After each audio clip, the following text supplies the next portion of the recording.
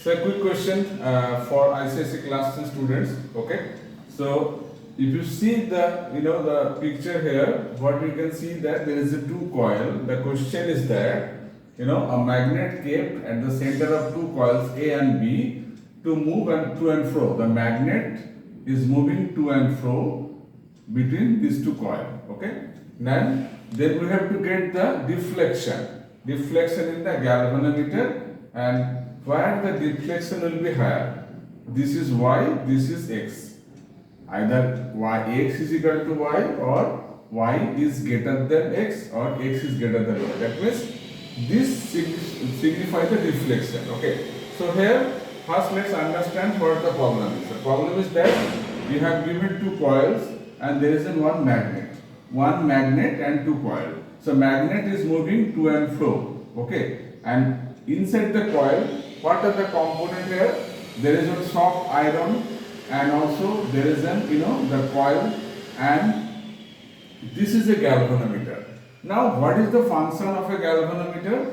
Galvanometer, it will give you the deflection. Whenever there is a current, it will deflect. Whenever there is a current in the circuit, the galvanometer you will get some deflection, and also the deflection also showing the direction of the current and the magnitude of the current. I mean that more current means more deflection. Okay, the current is more, means deflection is more. Okay, now y is signifying amount of deflection and x is signifying amount of deflection. If y is greater than x, that means the deflection in case of y will be greater than the deflection in this circuit.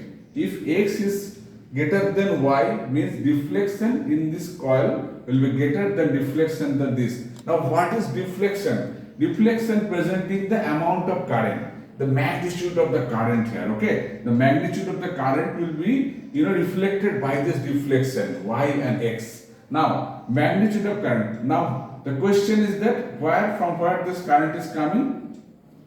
Now Faraday's law of electromagnetic induction. Okay, that means it says that when this magnet is approaching toward this coil, what happened that this magnet is exposing the magnetic field lines in this coil. So whenever this magnet is moving toward this, there will be relative motion between this magnet and the coil, and so the field exposure getting changed in this coil.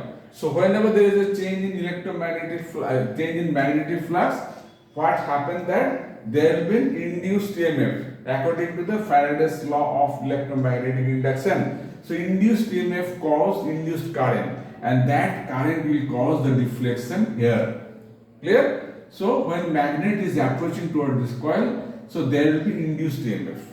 Why? Because magnet is exposing magnetic field lines here, and whenever there is relative motion between this magnet and the coil, so there will be change in flux, magnetic flux, that cause the induced EMF. Now induced EMF magnitude, the induced EMF will be higher in this coil than this one, because number of turn is higher in this coil and number of turn in this coil is lesser than this coil, right? So induced EMF depends on the change of flux, the rapidity with which the flux is changed.